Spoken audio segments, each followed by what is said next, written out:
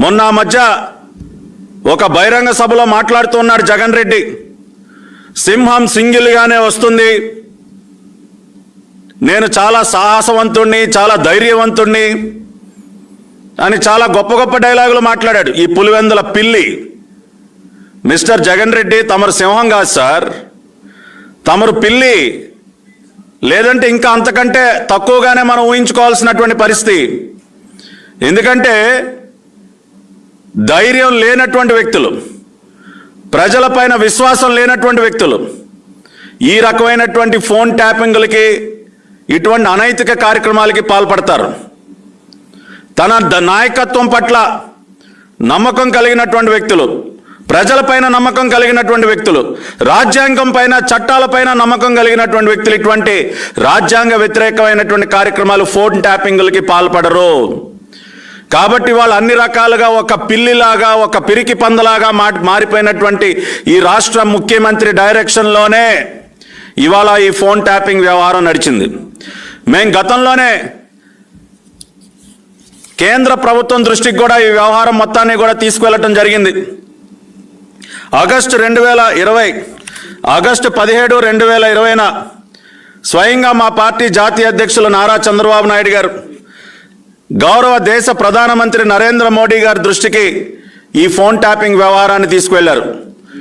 అంటే దాదాపుగా 2.5 సంవత్సరాల క్రితమే రాష్ట్రంలో ఫోన్ ట్యాపింగ్ జరుగుతూ ఉంది అని గౌరవ ప్రధానమంత్రి దృష్టికి చంద్రబాబు నాయుడు గారు తీసుకువెళ్లారు ఒక లేఖ ద్వారా.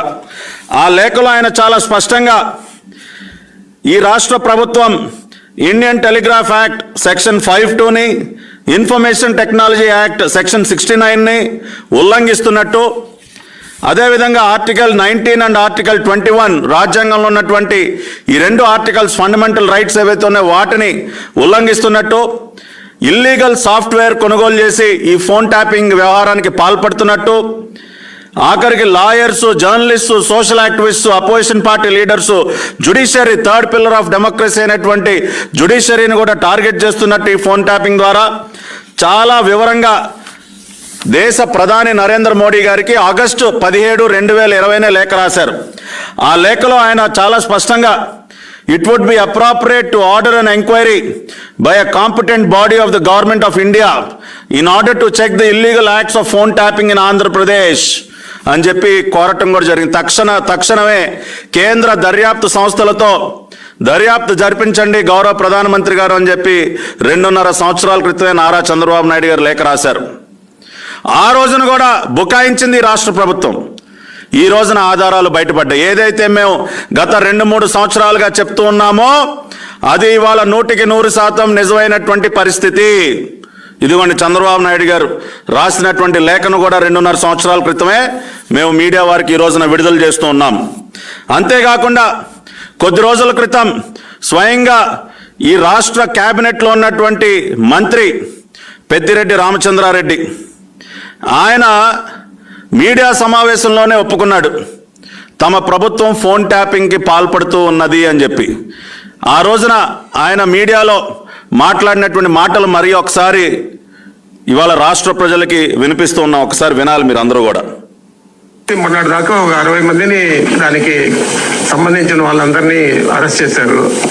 60 మంది మీద ఊరికే అభియోగంతో మనము కేసులు పెట్టే పరిస్థితి ఉండదు కాబట్టి ప్రభుత్వం నిశ్చితంగా ఇన్వెస్టిగేషన్ చేసి ఆ తర్వాత వాళ్ళ ఫోన్ కాల్స్ అన్ని కూడా ట్యాపింగ్ చేసి ఎవరైతే నిజంగా బాధ్యులు ఉన్నారో వాళ్ళని అందరినీ కూడా అరెస్ట్ చేశారు. విన్నారు కదండి, చాలా క్లియర్గా పెద్దిరెడ్డి గారు ఏం చెప్తా ఉన్నారు? రాష్ట్ర ప్రభుత్వం ఫోన్ ట్యాపింగ్ కి పాల్పడింది కాబట్టి ప్రభుత్వం నిశ్చితంగా ఇన్వెస్టిగేషన్ చేసి ఆ తర్వాత వాళ్ళ ఫోన్ కాల్స్ అన్ని కూడా ట్యాపింగ్ చేసి ఎవరైతే నిజంగా బాధ్యులు ఉన్నారో వాళ్ళని అందరినీ కూడా అరెస్ట్ చేశారు.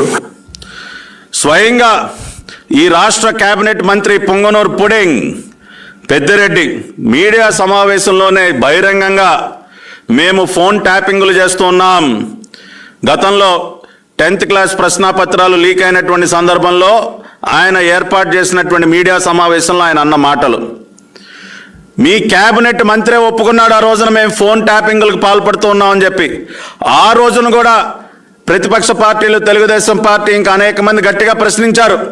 ఒక కేబినెట్ మంత్రి ఏ రకంగా మా ప్రభుత్వం ఫోన్ ట్యాపింగ్కి పాల్పడుతుందని మాట్లాడుతూ ఉన్నాడో, ఏ రకంగా మాట్లాడతాడో, ఇది ఇల్లీగల్, ఇది చట్ట వ్యతిరేకం కదా అని చెప్పి ఆ రోజున కూడా మేము గట్టిగా నిలదీస్తే ఆ రోజున కూడా ఈ ప్రభుత్వం ఎదురుదాడి చేసింది, బుకాయించింది. మరి ఇవాళ ఏమి సమాధానం చెప్తారు ఈ రాష్ట్ర ప్రభుత్వ పెద్దలు అని మేము గట్టిగా అడుగుతున్నాం. ఇవాళ మీరు ఒక్కసారి చట్టం ఏం చెప్తా ఉన్నదన్న అంశాన్ని ఒక్కసారి మనం గనక గమనించినట్లయితే, ministry of communications and information technology, ఇది ఇండియన్ గవర్నమెంట్ గెజెట్లో పబ్లిష్ చేసినటువంటి యాక్ట్. ఇది ఇండియన్ టెలిగ్రాఫ్ యాక్ట్, దాని 419A అమెండ్మెంట్ 419A ప్రకారం ఏ ఫోన్ని ట్యాప్ చేయాలన్నా కూడా it shall not be, any phone tapping order shall not be issued except by an order made by the Secretary of Home, Government of India at the Government of India level, or by the Secretary to the State Government in charge of Home Department in the case of a state government. ఏ రాష్ట్రంలో అయినా ఎవరి ఫోన్లో అయినా tap చేయాలి అంటే ఆ రాష్ట్ర home secretary యొక్క అనుమతి కావాలి. ఒకవేళ అత్యవసర పరిస్థితుల్లో ఎవరైనా కింద స్థాయి అధికారి ఆ రకమైనటువంటి నిర్ణయం తీసుకున్న దాన్ని రాటిఫై చేయించుకోవాలి కాంపిటెంట్ అథారిటీతో.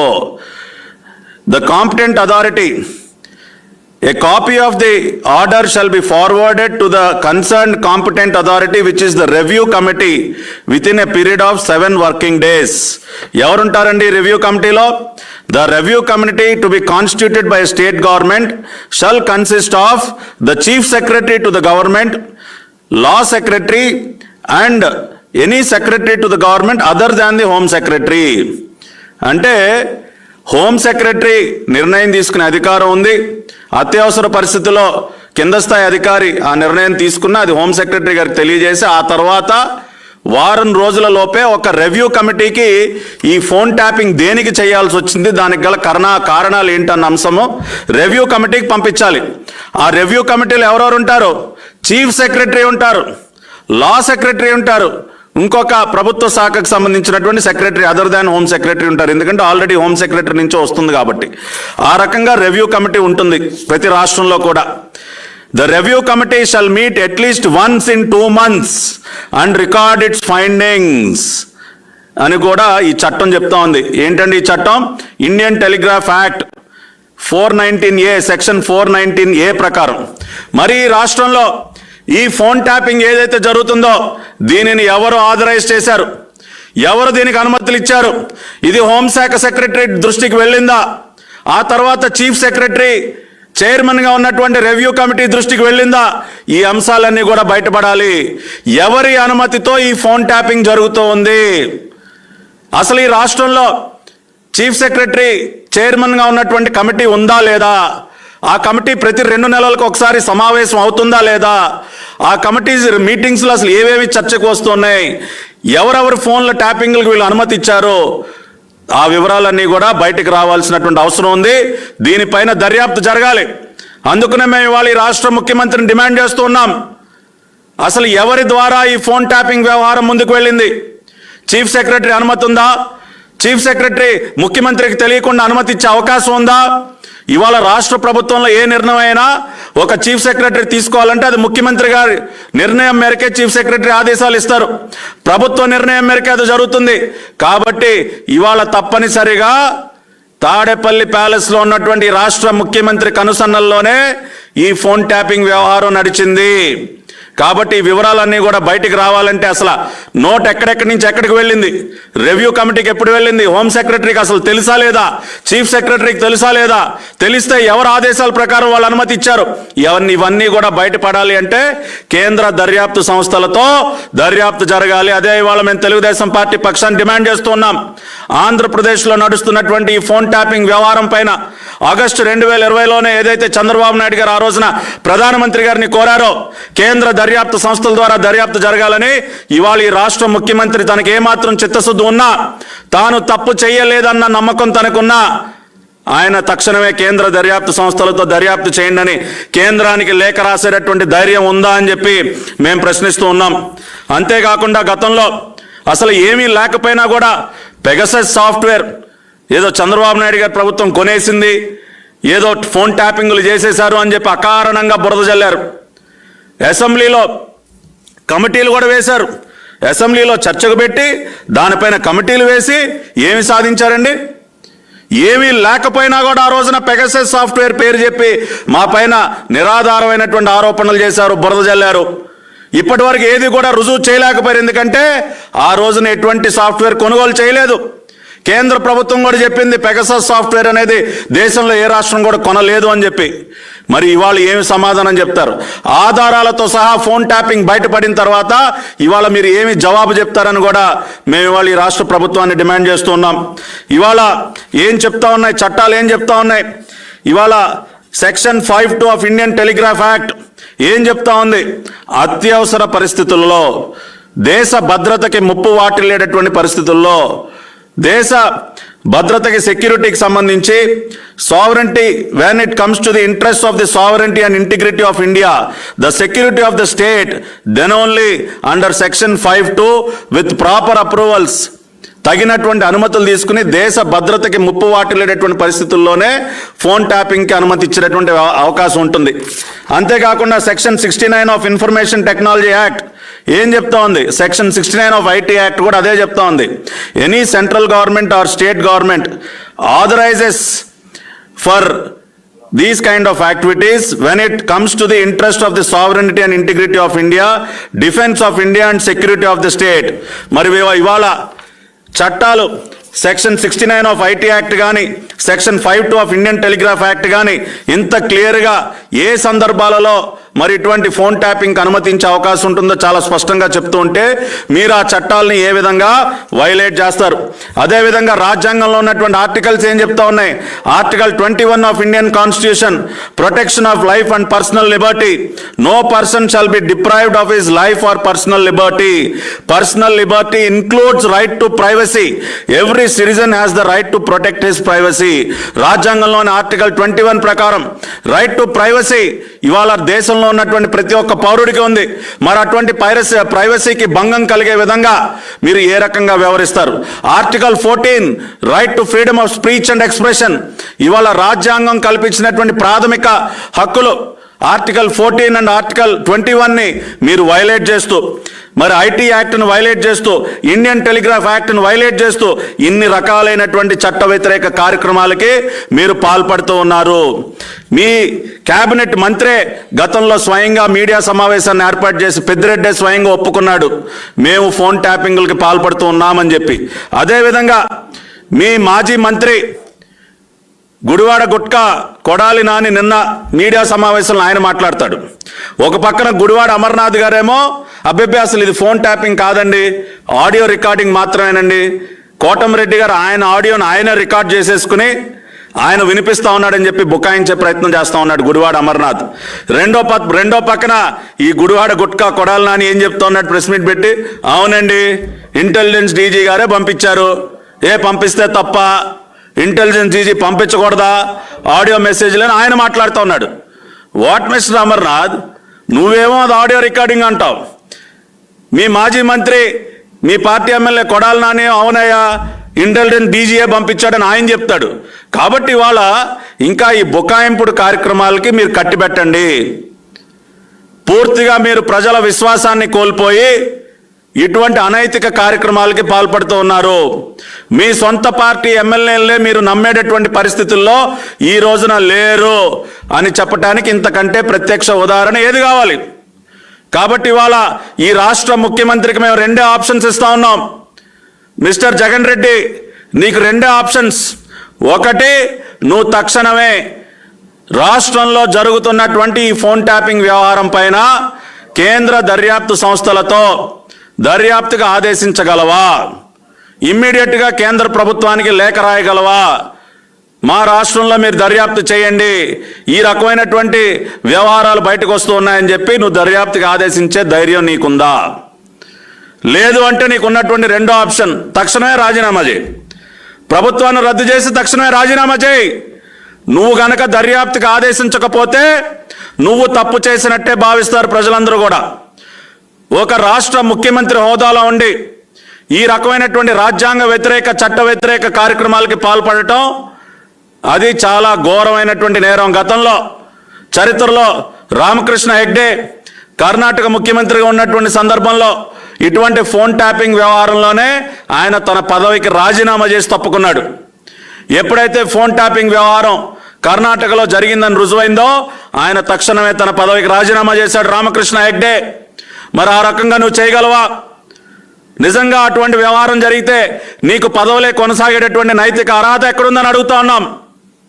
కాబట్టి తక్షణమే నువ్వు దర్యాప్తుకైనా ఆదేశించాలి, లేదంటే నీ పదవికైనా రాజీనామా చేయాలి. అదేవిధంగా గతంలో చంద్రబాబు నాయుడు గారు ఏదైతే లేఖ రాశారో గౌరవ ప్రధానమంత్రి గారికి, ఆ లేఖ పైన కూడా కేంద్రం దృష్టి పెట్టాలి. సువమోటోగా కేంద్ర ప్రభుత్వం కూడా ఈ విషయం పైన దర్యాప్తుకి ఆదేశించేటటువంటి అవకాశం ఉంది.